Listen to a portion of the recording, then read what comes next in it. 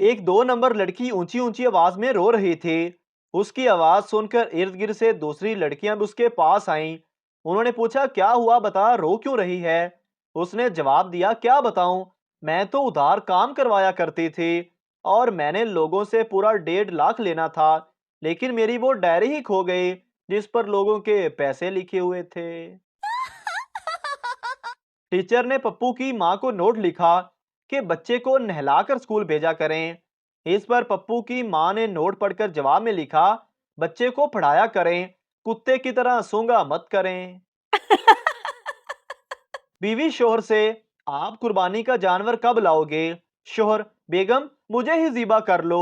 बीवी, गधे की सिर्फ कमाई हलाल है, कुर्बानी नहीं। पप्पू एक जगह इंटरव्यू देने गया। आदमी ने पूछा, तुम्हारी तालीम क्या है? पप्पू, LLKMP।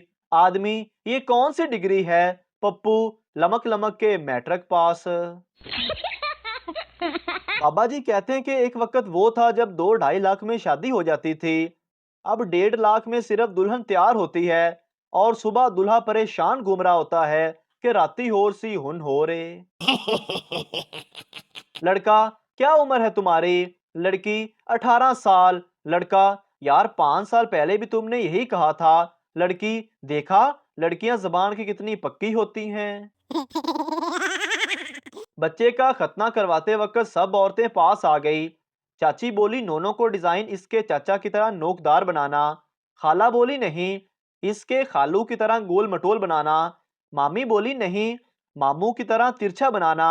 तंग आकर नाई ने धोती उठाई और बोला, बाकी आपकी मर्जी है, लेकिन आजकल ये वाला रिवाज चल रहा है। हर 100 यूनिट बाद बिजली की कीमत अचानक क्यों बढ़ जाती है? सनसनीखेज इंकशाफ। क्या आपको मालूम है कि पाकिस्तान में बिजली का पहला 100 यूनिट पानी से तैयार होता है, दूसरा 100 यूनिट मट्टी के तेल से तैयार होता है, तीसरा 100 यूनिट अर्के गुलाब से तैयार होता है, चौथा 100 यूनिट सोने के पानी से तैयार होता है और पांचवा 100 यूनिट जोफरान से तैयार होता है। इसीलिए हर 100 के बाद रेट डबल हो जाता है। शेख मरते वक्त, मेरी बीवी कहाँ है? बीवी, मैं यहाँ हूँ आपके पास। शेख, मेरे बेटे बेटियां कहाँ हैं सारे? तमाम यक जुबान होकर बोले, हम आपके पास ही अब्बू जान। शेख बोला, तो फिर साथ वाले कमरे में पंखा क्यों चल रहा है? पुलिस, तुमने अपने दादा का ऑपरेशन किया और वो मर गए, कैसे? लड़की, सर वो मैं यूट्यूब से देख देख कर ऑपरेशन कर रही थी, मेरा पैकेज खत्म हो गया ते नाल दादा भी। राणे की शादी हुई। राणा साहब दुल्हन के कमरे में गए और सारी रात दुल्हन को समझाते रहे कि अम्मी अब्बू का बहुत ख्याल रखना है, घर में सबकी इज्जत करनी है, सबका कहाँ मानना है, किसी से झगड़ा नहीं करना। और फिर ऐसे ही बातें करते करते सो गए। सुबह राणे के वालिद ने राणे को आवाज दी, उठ राणे पुत्र, नहा धो ले। अंदर से दुल्हन की आवाज आई, अब्बा जी, इस कंजर नु सिर्फ गरारे करवा दियो। एक पठान की शलवार फट गई। दर्जी से शलवार सिलवाई और बिल पूछा। दर्जी बोला 250 रुपए। पठान ने उसे 500 दिया। दर्जी, ये क्या? पठान बोला, तेरा बिल सुन के फिर से फट गई। लड़का, अपना एड्रेस बताओ, मैंने तुम्हारे घर आना है। लड़की, जिस घर की छत पर कौवा बोले उस घर में आ जाना।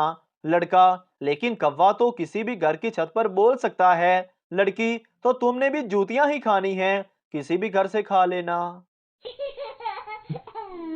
स्कूल के एक टेस्ट में बच्चों को क्रिकेट मैच पर मजमून लिखने को कहा गया। पप्पू ने सिर्फ 1 मिनट में मजमून खत्म कर लिया और कॉपी टीचर को पकड़ा दी। टीचर ने कॉपी चेक की तो ऊपर लिखा हुआ था कि बारिश की वजह से मैच नहीं हो सका। एक सरदार जी समोसा खोलकर अंदर से आलू निकालकर खा रहे थे। किसी ने पूछा, ये क्या कर रहे हो? सरदार जी बोले, डॉक्टर ने बाहर की चीजें खाने से मना कर रखा है। एक पठान के बारे में बहुत मशहूर था कि अगर किसी के जिस्म पर कहीं भी दर्द हो तो पठान चुम्मी ले ले तो दर्द फौरन दूर हो जाता है। एक दिन पठान बस में बैठा था। एक आदमी के हाथ में दर्द हो रहा था। पठान ने चुम्मी ली तो दर्द ठीक हो गया। वो आदमी पठान के गले लग गया। अब अगली सीट पर एक औरत बैठी थी। वो ऊंची आवाज में पठान से बोली, पुत्र बाबा सिर दा भी दम कर लेना है। पप्पू तुम्हारी उम्र कितनी है? लड़की, बेवकूफ तुम्हें नहीं पता, लड़कियों से उनकी उम्र नहीं पूछते। पप्पू, अच्छा अपना ईमेल एड्रेस बताओ। लड़की, पूजा 1992@yahoo.com।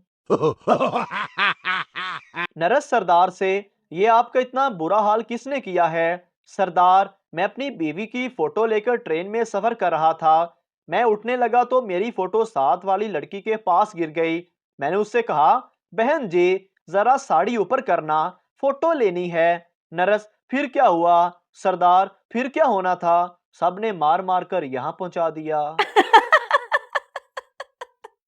पड़ोसन हो तो ऐसे। एक पड़ोसन ने दूसरी से कहा, मेरे सर में बहुत दर्द हो रहा है, कोई हल बताओ। दूसरी बोली, जब मेरे सर में दर्द होता है तो मेरे शौहर मेरा सर अपनी गोद में रखकर दबाते हैं, चाय बनाकर मुझे पिलाते हैं। तुम भी ऐसा किया करो। पहली औरत, जरूर, कब आते हैं तुम्हारे शौहर? बीवी से लड़ाई के बाद शौहर ने मनाने की बहुत कोशिश की, लेकिन बीवी नहीं मानी।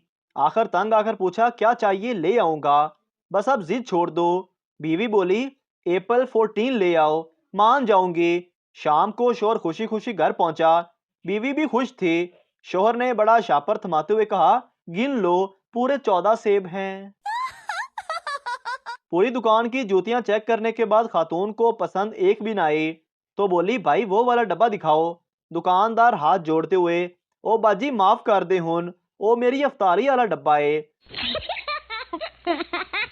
बाबा जी के मेडिकल स्टोर पर एक शख्स आया और कहा, पेट में बहुत दर्द हो रहा है। बाबा जी समझ गए कि इसे कब्ज है। फिर उससे पूछा कि घर कितनी दूर है तुम्हारा? मरीज, 10 किलोमीटर। बाबा जी ने कैलकुलेटर पर कुछ हिसाब किया और एक बोतल में से 4 चमचे दवाई निकालकर एक कटोरी में डाली और फिर पूछा, गाड़ी से आए हो या चल कर? मरीज, चल कर। बाबा ने फिर से कैलकुलेटर पर कुछ हिसाब किया और थोड़ी सी दवाई कटोरी से निकाल ली। बाबा जी ने फिर पूछा, घर कौन सी मंजिल पर है तुम्हारा? मरीज, तीसरी मंजिल पर। बाबा जी ने फिर से कैलकुलेटर पर कुछ हिसाब किया और कटोरी से थोड़ी दवा और निकाल ली। बाबा, लिफ्ट से जाओगे या सीढ़ियां चढ़कर? मरीज, सीढ़ियां चढ़कर। बाबा जी ने फिर से कैलकुलेटर पर कुछ हिसाब किया और कटोरी से थोड़ी दवा निकाल ली। बाबा, अब आखिरी सवाल का जवाब दो, घर के मेन गेट से टॉयलेट कितनी दूर है? मरीज, 20 फुट। बाबा जी ने फिर से कैलकुलेटर पर कुछ हिसाब किया और कटोरी से थोड़ी दवा निकाल ली। बाबा, अब मेरी दवा के पैसे दे दो, फिर ये दवा पियो और फटाफट घर की तरफ निकल लो, कहीं रुकना मत, फिर मुझे फोन करना। मरीज ने वैसा ही किया। आधे घंटे बाद मरीज का फोन आया और एकदम ढीली सी आवाज में बोला, बाबा जी दवा तो बहुत अच्छी थी, मगर आप अपना कैलकुलेटर ठीक करवा लें, हम 10 फुट से हार गए हैं। लड़की दुकानदार से पूछने लगी, आपके पास वो वैलेंटाइन कार्ड है जिस पर यह लिखा हो कि मैं सारी दुनिया में सिर्फ आपसे ही प्यार करती हूँ? दुकानदार, जी है। लड़की इत्मीनान से बोली, 2 दर्जन पैक कर दें। 75% लड़कियां कभी अपनी गलती नहीं मानती, बाकी 25% गलती मानकर फिर आधे घंटे बाद कहती हैं, वैसे गलती तुम्हारी ही थी। मोहतरम नाजरीन, अगर आपको हमारी वीडियो अच्छी लगी है तो हमारे इस चैनल को सब्सक्राइब जरूर कर दीजिए, ताकि आपको इस तरह की और मज़ाया वीडियोस फौरी और बर वक्त मिलती रहें। जज़ाकल्लाहु खैरा।